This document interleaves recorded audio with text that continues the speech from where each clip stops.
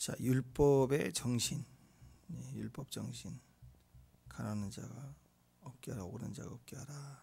자, 그런 모습으로 우리에게 말씀하고 있는데, 공동체를 향한 부르심이 훨씬 더 큽니다. 항상 그래요. 나라는 존재 자체로서는 안 되고, 두세 사람이 모인 곳에 누가 있어요? 주님이 계시죠. 그걸 기억하면 하나님의 축복은 혼자 받고 혼자 누리는 게 아니라 공동체의 책임으로 주시는 축복이라는 거죠. 그래서 공동체가 되는 순간 두세 사람이 모인 곳의 공동체의 축복과 능력은 우리가 상상하는 것보다 훨씬 더 큽니다. 그러니까 한 사람이 1000을 쫓으면 두 사람은 2000 쫓는 게 아니고 두 사람이 모이면 10,000을 쫓는다, 그렇잖아요. 그래서 그 공간의 축복은 훨씬 더 큽니다. 은사적인 능력도 그렇습니다. 한 사람이 뭐 숫자적으로는 그렇게 표현할 수 있을지 모르지만 뭐 1에서 10이라고 했을 때 막 상기도 뭐 해갖고 엄청나게 신유의 능력을 받았다고 합시다. 그게 한 30% 뭐 꼭 그렇게 얘기하기는 그렇지만 능력이 한 30 정도 되는 능력을 받았다. 그러면 열심히 그 또 막 기도하고 훈련하고 사역하고 순종해서 또 올라가서 기적이 또 나타나는 퍼센테이지가 올라가기에 참 어려워요. 계속 그렇게 그 대가를 지불해서 가야 되는, 어떤 것이든 그래요. 왜냐면 예언도 마찬가지고, 예언하는 기능, 그 훈련해 갖고 되는 게 아니고 깊어져야 되고 다뤄져야 되거든요. 그래야 예언이 하나님 음성으로도 맞는데 그 기능하듯이 막 하는 거 말고 그만큼 대가를 지불해야 되는데, 근데 자기가 잃은 30% 정도 영역 안에서 뭐 작은 영역이라고 생각할 수 있지만 그 공동체 안에서 자기 혼자서 뚫고 기도해서 올라가는 것보다 또 자기 부르심 안에 있는 공동체 두세 사람이 그 능력을 공유할 수 있도록 가르치고 함께 공유하기 시작하면요, 훨씬 더 강합니다. 그 두 사람과 공동체의 모임 안에 기적이 일어나요. 또 신기한 거는 훈련이 안 된 사람들도 숫자가 많아질 때, 숫자가 많이 모여서 1000명, 10,000명 이렇게 집회를 하면 그 안에서 주신 말씀을 선포하면 그 공동체 안에 흐르는 임재는 또 다른 차원이에요. 그래서 세계적으로 국제적으로 쓰임받는 사역자도 개인 차원에서 기도하면 그렇게 우리가 보기에 막 크게 역사한 것 같지 않아요. 근데 이제 집회를 하고 광고를 하고 기도하고 모여서 할 때는 또 집회 중의 역사는 회중 가운데 여호와의 총의 역사하는 능력이 또 있습니다. 공적인 예배는 또 다른 차원에서의 능력이 나타납니다. 그래서 여러분, 한 사람이 아니라 두세 사람부터 공적인 상태가 되거든요. 가정에서도 교회에서도 동역자가 있는 거 굉장히 큰 축복입니다. 같은 마음, 같은 영으로 공동체를 이룬다는 것은 굉장히 큰 축복이에요. 어제 그레이넥 뉴욕 바퀴벌레 얘기를 했는데 그 이유가 공동체입니다. 이스라엘이 그 공동체를 이루기 시작. 이스라엘 사람들이 뉴욕에 가면 제일 못 사는데 싼 데 가가지고 정착하면 또 이스라엘 사람이 연결돼 있잖아요. 그래서 같이 그걸로 와서 살아요. 두세 사람이 모이면, 세 가구가 딱 모이면 11조를 내요.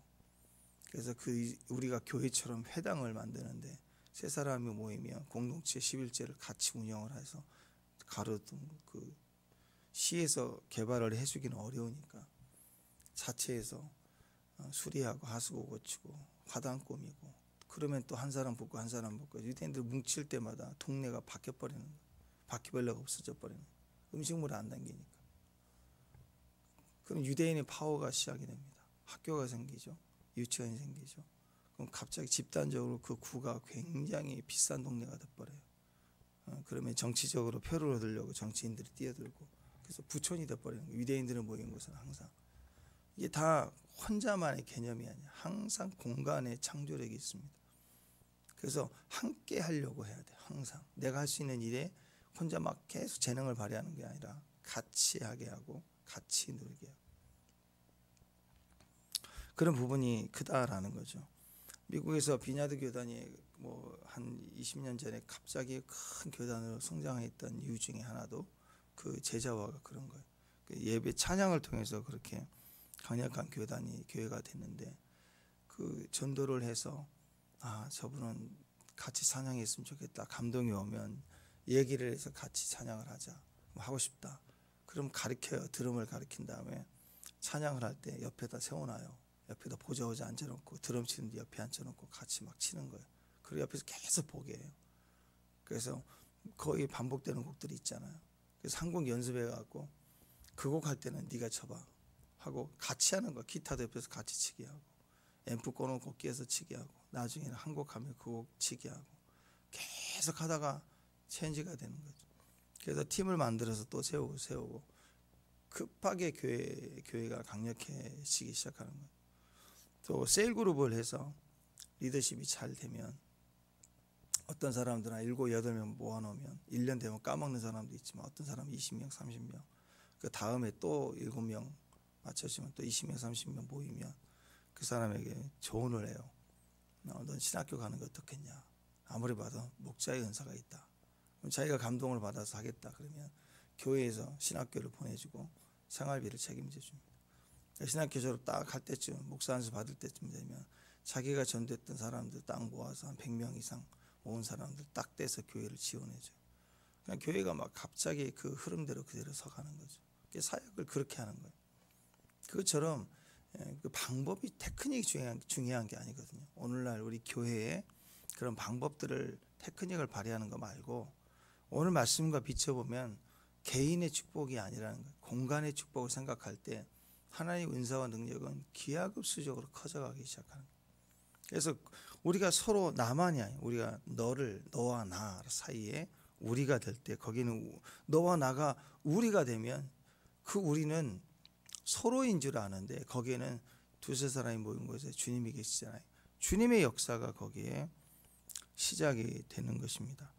그래서 오늘 말씀처럼 내용들에 있어서 상대를 배려하고 공간을 배려하는 차원이 상당히 크다라는 것입니다.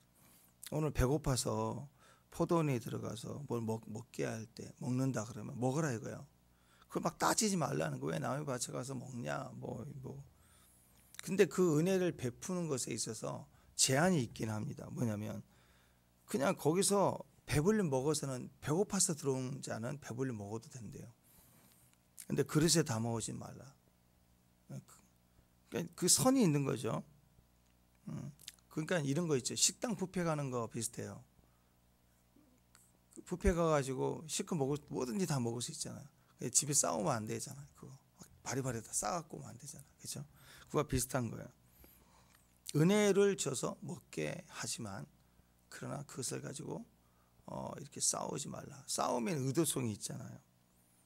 또 곡식밭에 들어가서 이삭을 따서 이렇게 먹을 수는 있다. 근데 그렇다고 해서 막 낫을 들고 들어가서 막 잊혀서 가져오지는 말라. 이건 강도고 도둑질이 되는 거예요. 의도적이니까.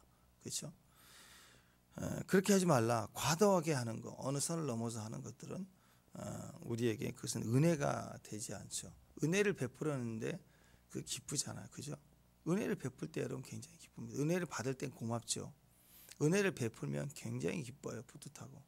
근데 은혜를 베풀었는데 마음이 아프고 막 속상하고 속이 뒤집어진다. 그럼 벌써 그건 은혜의 차원이 아니죠. 그 선이 어떤 거예요? 배고파 죽으려는 사람이 너무 고맙게 감사히 먹고 기뻐하는 걸 보면 기뻐요. 그래 힘내라고 할 수 있는 거예요. 그런데 마음을 먹으라고 그랬더니 낫을 들고 와서 막 베어가지고 오고 막 그러면 그 마음이 얼마나 속상하겠어요. 그건 아닌데 싶을 때가 있습니다.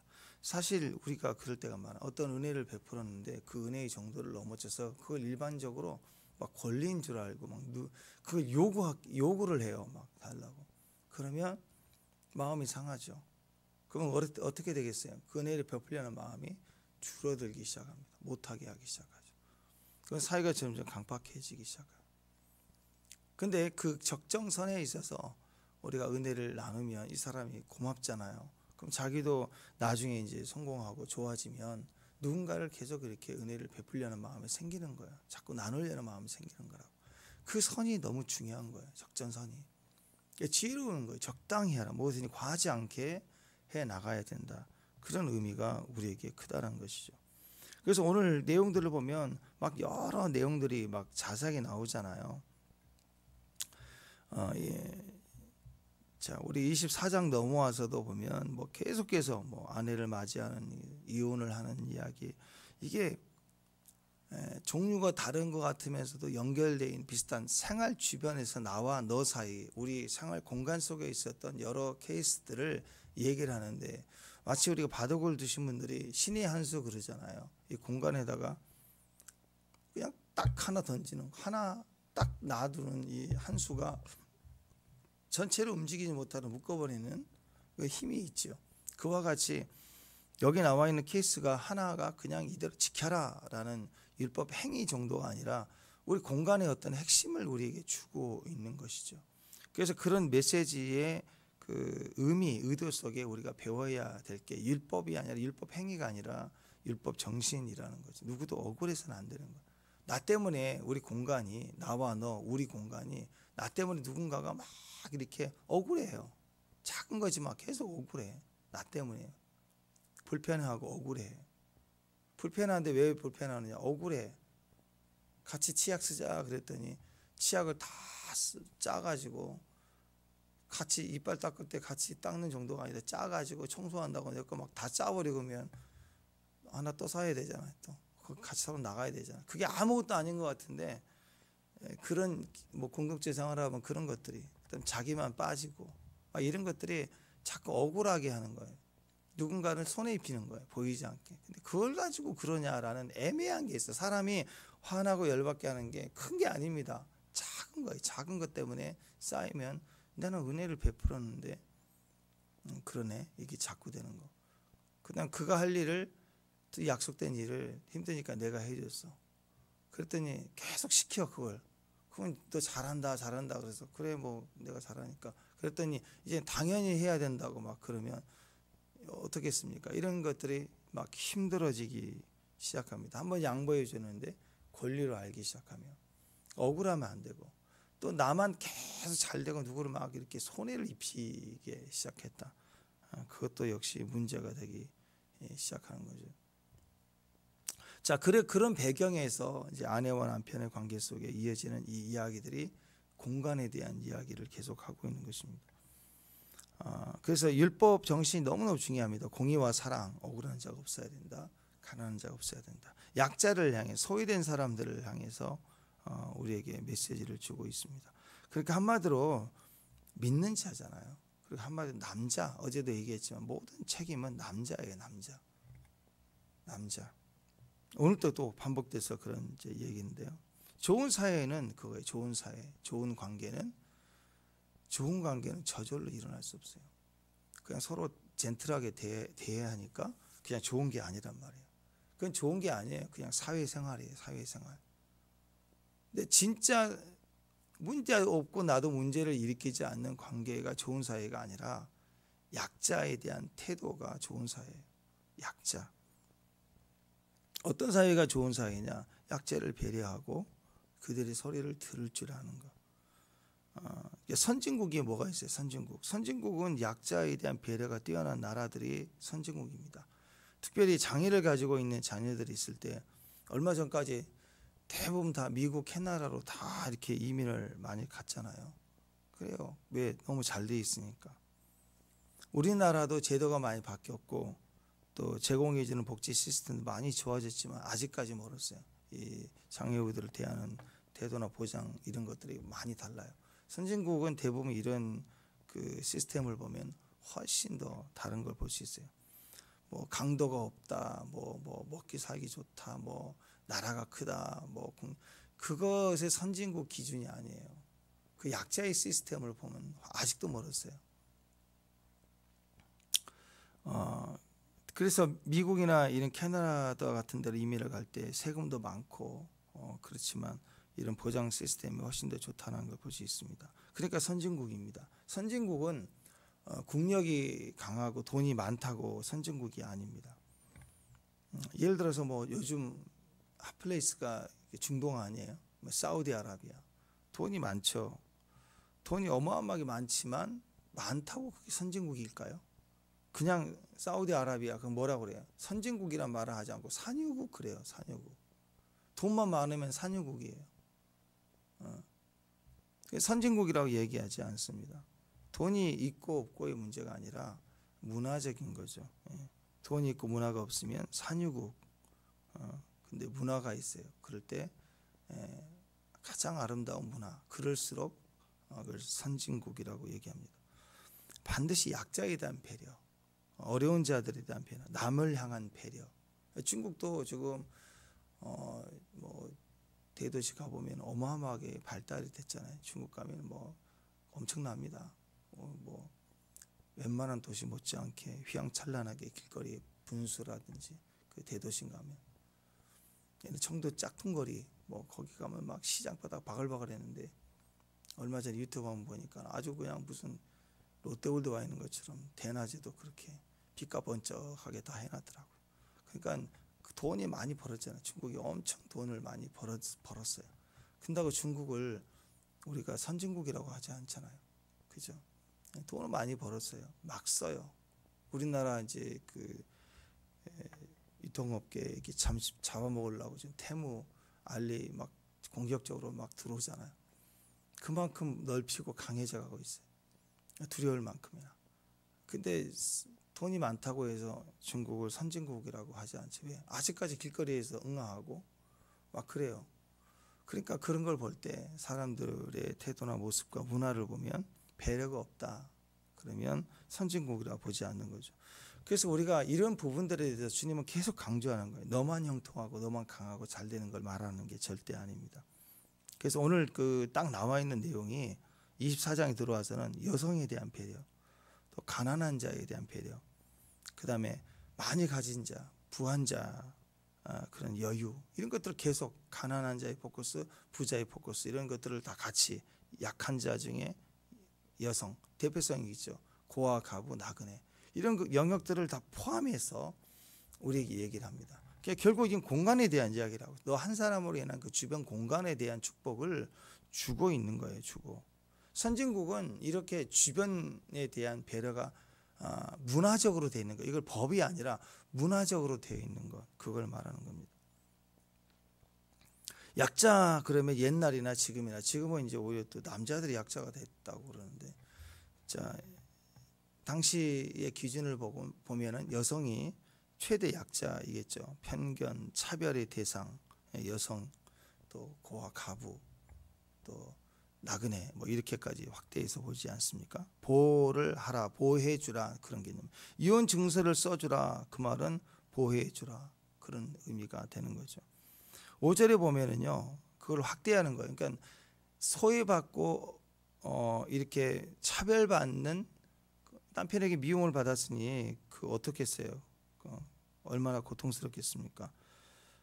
그래서 그것에 대한 것들을 이렇게 약자로서 최소한 보호를 해줘서 이혼 증서를 써주면 다시 또 좋은 사람 만날 수 있지 않습니까? 그래서 그런 기회를 한 번 더 주는 거죠. 다시 버림당하지 않도록 그렇게 기회를 주는 거예요. 근데 그것에 대한 적극적 해결은 이혼 증서를 써주라는 것은 그건 남용하면 안 되죠. 그랬네. 말씀대로 살아야 돼. 막 이혼 증서 써주고 또 만나고 써주고 그게 절대 우리에게 행복이 될 수 없죠.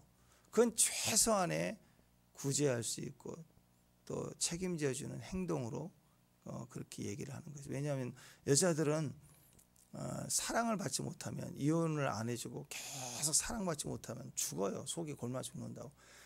엄청난 금은보화가 아니라 사랑을 받아야 돼. 자꾸 친밀하게 말을 해줘야 돼. 하루하루 계속 말해줘야 돼. 자꾸 다가와야 돼. 자꾸 표현을 해줘야 돼. 그런데 미워해요. 그 미워하고 격렬한 눈빛을 남자들보다 훨씬 민감하잖아요. 다 보고 있는 거 느낀다고. 느낌을 빨라요. 근데 계속 미워하고 싫어하고 경멸하고 이런 모습 계속 보이면서 그냥 밥만 먹여주면서 보내지도 않고 그 사람을 갇혀 죽이는 거잖아요. 그래서 그 최소한의 배려를 해주는 게 이제 이혼 증서를 써서 보내는 거예요. 근데 그걸 남용해가지고 그거 가지고 이제 또 막 해도 된다 그런 개념으로 보지 말라는 게 적극적 해결이 아닙니다. 제한적인 해결인데 적극적 해결은 뭐예요? 적극적인 해결은 5절에 24장 5절 한번 보세요. 5절 한번 읽어봅시다. 5절. 자, 읽습니다. 시작.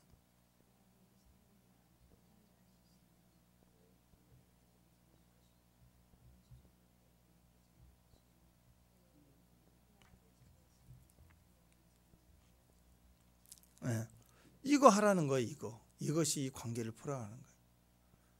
이게 적극적인 해결 방법입니다. 결혼해갖고 1년 동안 아내를 즐겁게 하라. 어느 정도냐면 군대도 가지 말라. 이스라엘 전통이에요. 1년 동안은요 신부만을 위해서 살아야 돼요. 결혼하면 1년 동안 신부만을 위해서 살아야 돼요. 왜냐하면 이 기준에서 보니까 결혼 후 1년이 평생 두 사람 관계를 좌우하는 거니까. 1년이 너무 중요해요.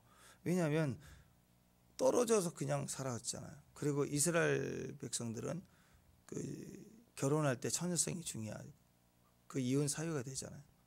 그러니까 정혼하고 약혼하면 결혼인데 1년 동안 기다렸다가 이제 드디어 결혼을 해요. 신부를 데려와야 돼요. 지참금도 줘야 돼요. 그러니까 정결해야 돼요. 만약에 부정했다 그러면 돌을 맞아 죽을 수 있는 그런 일도 될 수가 있죠. 그렇게 해서 신부를 맞이했는데 그래도 막상 같이 살면 초기에 서로 생각과 문화가 태도가 다르기 때문에 그게 부딪히고 싸울 수밖에 없어요. 그래서 이 1년 동안 살아가면서 우리가 맞춰지고 닮아가지만 그렇게 피비린내게 싸우면서 바뀌는 게 아니라 1년 동안에 바뀔 수 있다는 거죠. 어떻게 하면? 신랑이 모든 일을 다 군대까지 가지 말고 국가에서도 군대 안 불러요.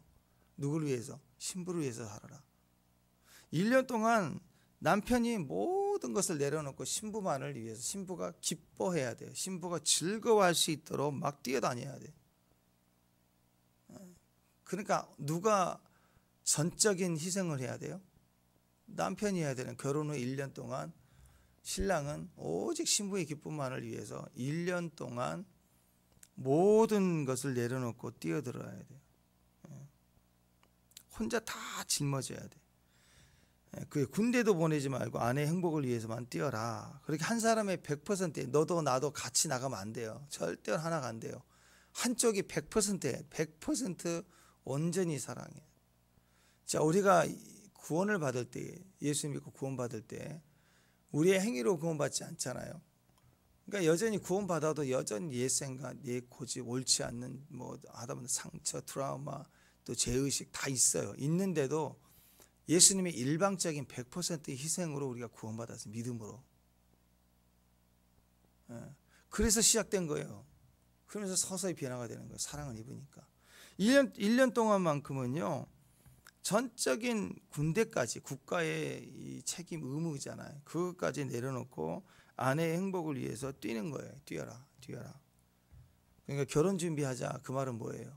결혼 준비한다. 그러면 이제 사랑에 빠져서 결혼 준비하는 게 아니고 결혼 준비한다 그러면 신부 입장에서 뭐예요? 정결한 신부가 되도록 단장하는 게 신부 결혼식이고 남편은 어떻게 해야 돼요? 아버지를 설득해서 아버지랑 같이 와서 신부 아버지 만나서 합의해서 지참금 주고 그리고 돌아가서 이제 약혼하고 그리고 1년 동안 기다리면서 뭐 해야 돼? 처소를 예비해야 돼. 처소를 예비해야 되고 그리고 돌아와서 결혼을 했을 때는 1년 동안은 아내를 위해서만 살아야 된다. 그 말은 뭐예요? 알바로 가지도 말아야 돼요. 그러니까 어떻게 해야 돼요? 집을 예비한 다음에 1년 동안은 일하지 않아도 먹고 살 만큼 준비해 놔야 돼요. 그냥 결혼을 위해서 남자가 대가를 지불할 게 큰 거예요. 그리고 와서 1년 동안은 일 안 해도 먹고 살아야 돼. 빌려 먹든 어쨌든 아버지한테 붙어 먹든 간에 왜 그렇게까지 해야 돼요? 신부 한 사람만을 위해서 1년 동안 그를 기쁘게 해주기 위해서 온전히 올인을 해야 돼요. 그게 성경에서 얘기하는 결혼이죠. 그러니까 예수님 우리를 영접하기 위해서 얼마나 대가를 지불했어요. 그죠? 주의 십자가 나도 지고 나 너무 힘들다고 주님 막 아프다고 맨날 그러는데 참 주님 모습 보면 웃기죠. 그죠? 안 그래요? 우리 막 욕같이 연단 받은 것처럼 막 대단한 것처럼 보이는데 주님은 우리를 맞이하기 위해서 얼마나 대가를 지불했어요. 지금도 그렇고. 그러니까 우리가 그 사랑을 맛볼 때 거기서 깨지고 나도 포기되고 무너지게 되는 거예요. 요구하는 게 아니에요. 희생은 요구하는 게 아니에요. 그래서 경제적으로 사회적으로 준비를 해놓고 1년 동안 아내를 위해서만 뛸 수 있도록 거기에 온전히 내가 희생을 해야 맞춰지는 겁니다. 그러니까 결혼 최초 1년이 굉장히 중요하다는 거죠. 그래서 결혼할 때 1년이 너무 중요합니다. 1년 동안이 평생을 좌우하는 거. 1년 동안 소원하면 평생 꼬입니다. 그 1년 안에 시험을 봐야 돼요. 1년 동안 아내가, 결혼 이후 아내가 행복을 느끼면 그게 평생 살면서 고생을 해도 그 1년 때의 기억을 가지고 가요. 1년 때. 근데 그때 서운하면 평생 서운해요. 그래서 보통 바로 아이를 갖잖아. 1년 안에. 그죠? 결혼하고. 그때 그냥 그 생각해 보세요. 한번. 아이 생겼는데 임신했을 때 그럴 때 남편이 없어. 맨날 먹을 것도 안 줘. 먹고 싶을 때 입덧할 때 보호도 안 해줘. 그것이 평생 남는다고요. 비록 살면서 어려운 일 겪고 힘든 일도 겪을 수 있지만 그 1년 동안 전적으로 아내를 위해서만 막 뛰어주고 지켜주고 그러면 그게 그 따뜻한 기억이 평생 남아있는다고요. 그 거룩함으로. 그것이 능히 이길 수 있는 사랑과 능력이 되는 것입니다. 사랑에서 만났지만 습관과 태도가 다르잖아요. 그 1년 동안 맞춰야 돼. 어떻게 맞춰야 되느냐. 계약서 써서 나도 이렇고 너도 이렇게 같이 그렇게 해서 맞춰가는 게 아니에요. 온전히 맞춘다는 것은 한 사람의 전적인 100% 희생을 해야 돼요. 그래서 이 1년 동안 아내를 즐겁게 하는데 사실은 이 남자에게 있어서 희생을 배우는 시기예요. 한번 생각해 보세요. 보통 남자들이 언제 희생을 합니까? 태어나서 남자들이 언제 희생을 해요? 결혼해서부터 희생을 해요. 남자들은 결혼 전까지는요 그냥 이름이 아덜이에요. 아덜. 그냥 엄마가 오냐 집안에서 아들 낳았다고 막 대기죠. 여자는 기집애가 저거 기집애가 맨날 이러고, 남자들은 아들. 요즘 좀 덜하지만 예전엔 그랬어요. 아들 무조건. 학교도 아들. 딸들은 니들이 배워서 뭐하게. 돈이 있어도 안 보내는 분도 있었더라고요. 예전에 너무 똑똑하면 너 생활 못한다고 학교도 안 보내더라고. 막.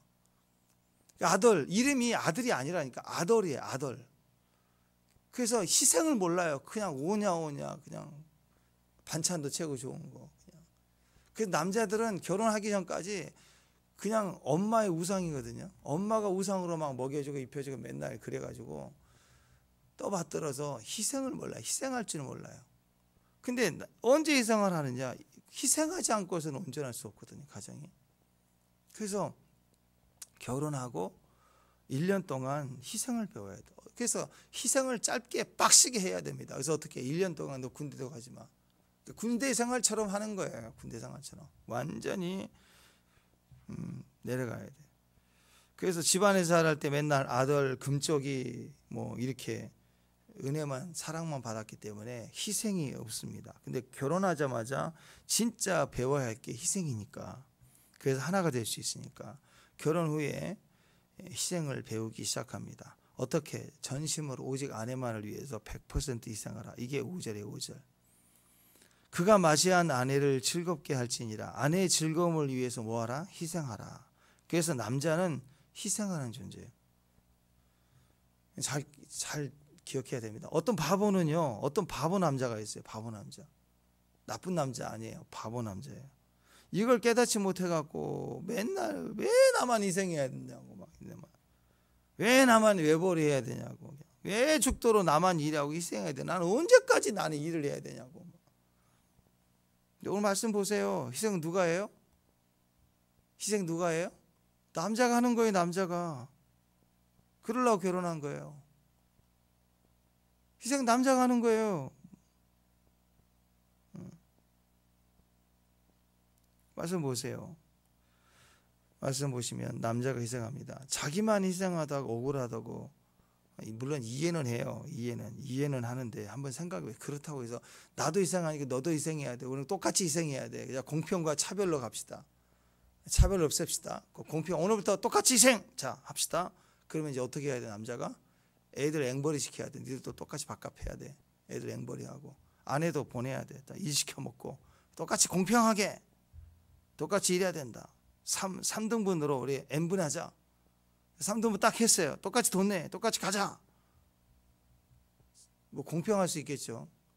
그럼 그게 아빠예요? 그게 애 앵벌이 보내고 마누라 고생시키는데 뭐 막 똑같이 부려먹고 시켜먹고 뭐 기둥서방이에요? 그게 남자냐고? 남자 아니에요. 그러니까 왜 나만 희생해야 되느냐? 그게 아니라니까요. 남자는 희생하는 거예요. 원래 남자는 희생하는 거라. 남자는 예수님 같은 존재예요. 축복합니다. 예수님 같은 존재. 무슨 말이에요? 그럼 나 왕이다, 제사장이다, 그렇게 까불지 말라. 그 소리가 아니라 예수님 같은 존재. 예수님 어떤 분이세요? 십자가 지신 분이에요. 피곤했어요. 잠을 잘 수가 없어요. 그런 분이에요. 그런 희생 속에서 십자가가 고난이지만 권세가 있고 능력이 있고 사랑이 되고, 그러니까 십자가처럼 왜 나만 희생하느냐 아니라 십자가 주님이 져야죠. 인간 누가 십자가를 져요? 그런 마음인 거예요. 그래서 그런 마음으로 예수님 같은 존재다. 그래서 충분히 내가 희생할 때 적어도 1년 동안 십자가 지면서 모든 것을 희생해 배울 때 희생을 배우는 거고, 그걸 통해서 우리가 되는 거예요. 우리가 되는 거예요. 희생할 때 우리가 되는 거예요. 그러니까 영적으로 보면 주님이 100% 희생하셨고 sacrifice, 그래서 예배가 시작이 된 거예요. 누군가가 희생을 해야 100% 희생 제물이 돼야 돼요. 고생이 아닙니다. 고생 정도가 아니야. 완전히 희생 제물이 돼야 돼요. 낙헌제가 돼야 된다고. 다 태버려야 돼. 다 시커멓게 타버려야 돼. 뼈까지 막 다 타버려야 돼. 그러면 sacrifice가 돼요. sacrifice가 되면 예배가 시작이 돼요. 완전한 희생 제물이 예수님이 드려졌기 때문에 우리가 어디서든 예배가 시작이 돼요. 예배가 될 때 우리 신부가 변화돼요. 그래서 지금 예수님 완전한 희생이니까 우리가 어떻게 돼야지 예배를 경험하게 되고, 또 우리가 예배를 통해서 변화가 될 때 이제 우리가 희생할 때예요. 그래서 1년 동안 남편이 억울한 거 아니에요. 1년 동안 죽도록 억울해야 돼요. 억울한 정도가 아니라 sacrifice가 돼야 돼요.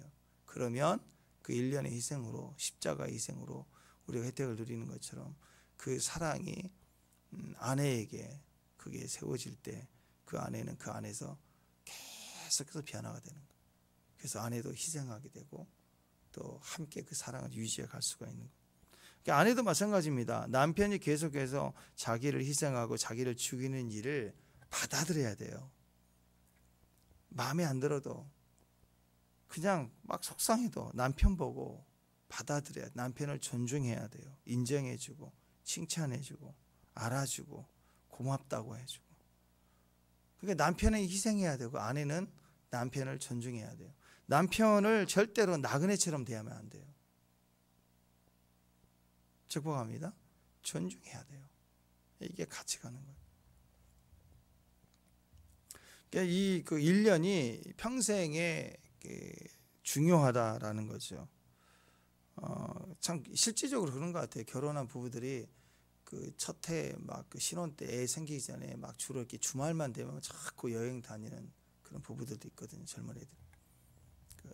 그럴 때 보면 이 부부들은 평생 사는 동안에 그게 평생 여행을 많이 다니는 부부들이 되더라. 그런 게 있더라고 보니까. 뭐 교회 같으면 선교를 한다. 그러면 선교를 많이 가게 되는 것 같아요. 그래서 그 부부가 같이 취미 생활을 하고 이 1년 동안 많이 싸우면 또 평생 또 싸워요. 그 하나 문제가 뭐 새로운 일로 싸우는 게 아니에요. 그때 뭐 초기에 그 시댁 가서 오는 그런 문제가 계속 반복돼요. 그게 모든 이야기거리의 그 뿌리가 계속 똑같이 건드려지는 것 같아요. 그래서 1년 동안에 이 부분들을 전적으로 남편의 희생으로 인해서 하나가 되라. 고린도전서 7장 5절에 보면 서로 분방하지 말라. 기도할 틈을 얻기 위해서 합의상 얼마 동안을 하되 다시 합하라. 너희가 절제 못함으로 말미암아 사탄이 너희를 시험하지 못하게 하라. 시험거리가 된다는 거죠. 그게 절대로 같이 하라, 합하라, 같이 있어라. 이제 그게 기본적인 건데, 그러면서 이제 이 의미를 조금 좁혀서 보면 오늘 1절에 보면 이혼 증서 써주고 이혼하라 뭐 그런 부분이 있잖아요. 이전에는 이것은 최소한의 약자를 보호해주는 차원에서 이혼 증서를 써서 합법적으로 이혼을 시켜라 그런 뜻입니다. 그래서 거기에 나와 있는 그 내용을 보면 마태복음 19장에 보면은 이 바리새인들이 예수님에게 이 구절을 가지고 이혼 증서를 써주라, 그것 가지고 예수님이 시비 걸었던 부분이 있죠. 그때 예수님이 뭐라고 했냐면 마태복음 19장 8절에 보면 예수께서 이르시되 모세가 너희 마음의 완악함 때문에 아내 버림을 허락하였거니와 본래는 그렇지 아니하다. 그러니까 이혼 증서 써주라 그러면 이혼 증서 써주고 무조건 이혼하면 됩니까? 이혼해도 됩니까? 이런 차원이잖아요. 그게 아니라 너희 마음이 완악함 때문에, 최소한 그 완악함 때문에 하나님이 그렇게 했지만 그러나 그것은 원래 마음이 아니다. 원래는 이혼은 정상이 아니다는 거죠. 워낙 악하고 나쁜, 피말리도록 고통을 주는 그런 남자들의 모습 때문에 그냥 1년 동안 그 희생을 안 한 거예요. 1년 동안 형식 프로그램만 진행한 것이지 진짜는 아내를 위해서 즐겁게 한 게 아니에요. 자기 나름대로는 희생했겠죠. 내가 군대도 안 가고 했다고. 우리 남자들 군대 갔다 온 거 똑같아요. 군대 얘기하면은 본인이 국가를 다 지켰어. 막 다 람보야 막. 군대만 갔다 오면 영웅이야 영웅. 그런 식으로 나는 결혼생활 잘한다고 막 얘기하는데 그게 아니에요. 기준은 어디가 있어요? 아내가 즐거움을 얻었느냐가 중요한 거예요. 이걸 제대로 안 했기 때문에 아내도 불편하고 자기도 불편하고 피말리도록 싫어하고 미워하고 막 이런 거죠. 그렇게 하는 나쁜 놈이 있기 때문에 그 약자를 보호하기 위해서 이렇게 이혼 증서를 써서 합법적으로 이혼을 하라라고 주님이 말씀하신 거예요. 근데 그걸 그냥 해도 된다고 막 이렇게 가지 말라는 거죠. 이 힐렐 학파가 이 건전한 학파인데요. 이 학파에서 이혼 조건들을 아주 리얼하게 나왔어요. 여기서 이게 수치되는 일을 발견했다 그러는데 이게 이제 수치되는 일이 극단적 이혼 사유거든요. 근데 그런 얘기를 하고 있는 부정했던 것들을 통해서 얘기를 하는 건데 그게 아니라 애매한 것까지 다 집어넣었어요. 심지어는 웃기는 거예요. 스프 끓일 때 소금을 많이 넣는 여자도 수치돼요. 머리에 수건을 안 쓰고 나오는 여자, 다른 남자하고 대화를 나누는 여자, 말할 수 있는데 말했다면 시부모에게 무례하게 하는 여자, 매력이 없어 보이는 여자, 애매해요. 어느 선까지 매력인지 모르지만 이런 걸 조건을 두고 이러면 이혼 증서 써주라 그랬단 말이에요. 그러니까 한마디로 지 하고 싶은 대로 다 쓰고 싶은 조건을 만들어낸 거예요. 그러니까 이게 이런 정도라고요. 그냥 적극적으로 나와 너 관계에서 핵심을 누구에게 줬냐면 아담에게 줬어요. 남편에게 줬다. 예수님이 책임지는 거예요. 우리가 범죄했지만 예수님이 책임지는 거예요. 그래서 남편이 희생을 해야 되고 희생의 책임을 가지고 충분히 아내를 기쁘게 해주는 1년의 이 희생, 이게 너무너무 중요한 시간이라는 거죠. 그래서 1년만 그래라는 소리가 아니에요. 1년이 돼서 이게 시스템이 되고 굴러가면 이게 또 다른 차원이 되는 겁니다. 마치 11조 같은 원리고 또 주일 성수와 같은 거예요. 모든 날이 다 귀한 날이고 복된 날이지만 일주일의 한 시작, 주일을 예배 안에 온전한 주일을 지키며 온전한 주일을 지킬 때 일주일 전체의 은혜가 우리 안에서 풍성해지기 시작합니다. 하지 말라 하라 이걸 그 문자적으로 해석해서 가는 게 아니라 항상 하나님의 명령은 보호하는 쪽이거든요. 보호하는 쪽이 최소한. 그러니까 뒤집어서 얘기하면은 그거 하지 말라는 거예요. 최소한의 거니까. 이혼하지 말라는 게 하나님의 원래 뜻입니다. 그러나 어쩔 수 없을 때 이런 어려움이 있을 때 하나님이 약자를 보호하기 위해서 해주고 그래서 자기가 감당하지 못했어요. 아내를 기쁘게 하지 못해서 아내가 자기가 즐겁게 할 능력이 없는 거예요. 1년 동안 희생해서 아내를 기쁘게 해야 되는데 1년이란 기간을 줘도 희생할 줄 모르니까 아내가 기뻐할 줄 모르니까 평생 슬퍼할 수밖에 없는 거죠. 그러니까 그걸 아내의 탓에 돌리고 자기는 수치순위를 발견했다, 이렇게 미워한다, 이렇게 가버리면 안 된다는 거죠. 그럴 때는 아내를 이렇게 이혼 증서를 써주라. 그 말은 넌 탈락이야. 이 귀한 아내를 네가 기쁘게 할 능력이 너로 없어. 탈락이야. 이렇게 잘라주는 거예요. 그러니까 나중에 다시 그 아내를 데려오지 말래요. 그러니까 여러분 제일 좋은 사람은 지금 현재 내 옆에 있는 사람이에요. 제일 좋은 사람. 저걸 그때 갈아버렸어야 되는데. 저 남편을 저 왼수를 갈아버렸는데 딴 놈을 만났어야 되는데. 그런 여자가 하나 있었죠. 수가성 여인. 남편 5을 갈아버렸어요. 능력이 대단했던 거예요. 아니면 많이 예뻤던지. 남자는 막 남편을, 왜냐하면 그 당시에는 남편이 인생이거든. 남편을, 이런 남편을 만나면 내가 행복할 거야. 에이 아니야. 뭐 여러 가지. 잘생긴 남편도 만나봤겠죠. 그 다음에 아니야, 돈이 있어야 돼.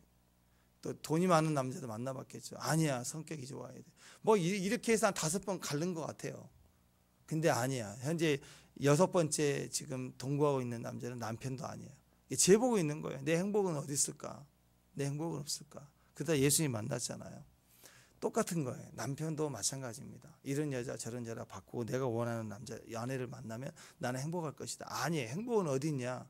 결혼 후 1년 동안 100% 올인해서 아내를 기쁘게 해주는 것에 모든 행복이 달려 있어요. 성경은 그렇게 얘기하고 있어요. 그것이 나머지 나에게 희생의 가치를 누리도록 우리가 보장해 주는 거예요. 똑같습니다. 10의 1조와 같은 거예요. 또 주일 성소와 같은 거예요. 주일을 온전히 기쁨으로 예배를 드려요. 기쁨을 드리고 나면 예배에 그 풍성한 그 은혜가 있다고, 교회 냄새가 있다고, 예배 그 주일에 채워지는 게 있다고, 뿌듯한 게. 그게 일주일 동안 우리를 하루를 시작하는 첫 단추가 되는 거예요. 똑같은 겁니다. 그와 같이 1년을 온전히 아내가 나만 보고 기뻐할 수 있도록 희생을 하고 책임을 져줄 때 그 아내는 거기에 빠져요. 아니, 여자들의 특징은 뱀의 말에도 꼬임을 당한다고. 뱀의 말에도. 근데 자기 남편이 이렇게 희생해서 헌신을 해서 사랑을 해주는데 안 빠지겠어요? 안 빠지겠냐고요. 빠진다고요. 행복하면 여자들은 빠져요. 남자들은 끝까지 숫자를 갖고 따지는데 여자들은 숫자 따지다가 행복하면 잊어버려요. 아무것도 없어요. 그러니까 1년 동안 희생하고 섬겨주면 거기에서 자기가 무너지고 두 사람이 평생의 아름다운 사랑으로 들어갈 수 있다라는 거죠. 예수님이 십자가 지신 거 우리는 그 당시가 아니기 때문에 잘 모를 것 같아도요. 그분의 온전한 희생은 우리가 거듭난 이후 우리 영이 계속해서 말씀을 듣고 신앙생활하는 과정 중에 그 십자가가 보이는 거예요. 그 십자가 때문에 그분의 막 능력, 권세, 은사 때문에 우리가 꺾이는 게 아니라 그분의 사랑, 그리고 그 사랑에 대한 내 안에 나의 행복, 내가 그 안에 기쁨이 되는 거예요. 그 기쁨으로 말미암아 내가 변화되는 거예요. 막 가르치고 훈계하고 막 야단치고 그래서 변화되는 게 아니라고요. 그래서 이 모든 말씀들에 우리에게 준 율법은 율법의 행위를 통해서 막 제한하고 또 그렇게 하도록 명령하고 하는 그 근본 의미는 최소한의 기준이고 그걸 통해서 우리 스스로가 그 안에서 배워나가고 그 십자가 정신, 율법 정신으로 우리가 행복해지는 것, 그것이 전체의 평생의 서로의 관계 가운데 하나님이 거하시는 공간의 책임이 된다는 것을 기억하시길 바랍니다. 약자에 대한 배려 필요합니다. 어느 정도로 희생해야 돼. 희생. 그게 진짜 남자예요. 그 남자는 희생한다. 그리고 남자는 어제 얘기했죠. 모든 음란에 대한 모든 책임은 남자에게 있어요. 남자에게. 이걸 꼭 기억하고 그렇기 때문에 아내의 입장에서는 남편들을 존중해주고 칭찬해주고 인정해줘야 돼. 나보다 더 똑똑해서가 아니라 잘나서가 아니라 주권이기 때문이에요. 그러니까 여러분 남자는 남자다워야 돼요. 희생해야 즐겁습니다. 빈둥거리는 남자들은 자기 즐거움이 없어요. 자기다움이 없어요. 죽도록 고생해도 힘들어도 일하는 남편, 열심히 뛰는 남편이 자기다운 거예요. 자기다운 가치가 거기 있는 거예요. 여자들은요. 남편을 존중할 때 여자의 기쁨이 있어요. 그게 진짜 여자다운 거라고. 무시하고 또 멸시하고 바보 같다 그러고 비난하고 네가 뭘 하느냐 그러고 그런 태도로 하는 것은 남편이 희생하지 않는 남편하고 빈둥거리는 남편하고 똑같은 거예요. 그러니까 우리는 우리 각자의 위치에서 존중해 줘야 됩니다. 이 주님을 대하는 거니까. 오늘 이자 받지 말라고 그랬잖아요. 그죠? 예. 사업 관계에서는 이자 내야 되고 이자 받아야 되죠. 근데 어떤 사람은 형제지간인데도 꼬박꼬박 이자 받아야 되는데 돈은 원래 그런 거 어디가 있어요? 아니, 돈은 원래 그래야 되는데 형제지간에도 근데 그게 바이블 같이 말하는데 아니에요. 성경 그렇게 얘기하잖아요. 형제간에서는 돈을 빌려줄 때 아예 받지 않는 선까지 빌려주고 이자 받지 말래요. 그게 우리 안에 사회를 만들어내는 거예요. 좋은 선물을 나눌 수도 있겠죠. 식사 한번 할 수도 있겠죠. 고마운 마음을 줄 수도 있겠죠. 그런 관계가 돼야죠. 마찬가지입니다. 그것을 통해서 두 사람의 관계를 말하는 게 아니라 그 다음 구절 뭐라고 그랬어요? 이자를 받지 않는 걸로 인해서 하나님이 보시고 하나님이 내게 복을 주신다 그랬어요. 그러니까 아내는 아내다운 자리를 지켜야 돼요. 남편이 바보스러워도 존중해 줄 때 하나님이 존귀함을 받는 거예요. 아내가 알아주지 못하고도 남편이 죽도록 이 투잡 쓰리잡 뛰며 고생 죽도록 하면서 나만 위해 고생하는 자가 아니라 그렇게 할 때 희생 100% 희생을 할 때 누가 복을 주시냐면 하나님이 그걸 보시고 복을 주시는 거예요. 상대에게 전이하지 말고 남편과 아내의 자리에서 자기 안에서의 가치를 자기가 누릴 수 있어야 자기다움을 하나님 안에서 경험할 수 있어야 그게 행복이고 그걸 통해서 서로가 축복이 되는 것입니다. 책임지는 남편, 아멘. 희생하는 남편, 또 존중하고 존경하는 아내. 이 관계가 예배하는 자에 똑같아요. 하나님 예배하는 것과. 이 두 관계를 우리가 서로 자기 비전 안에 서 있는 믿음의 정도를 되시길 바랍니다. 기도하겠습니다. 하나님, 우리 교회, 우리 가정, 또 우리 존재가 이 공간의 아름다움을 누리는 귀한 축복의 존재가 될 수 있도록 주님 임재하시고 함께해 주옵소서. 희생하는 남편 되기를 원합니다. 존경하고 존중하는 사랑하는 순종의 아내 되기를 원합니다. 주께서 함께하는 가정의 축복을 누리게 하옵소서. 예배의 복을 누리게 하옵소서. 예수님 이름으로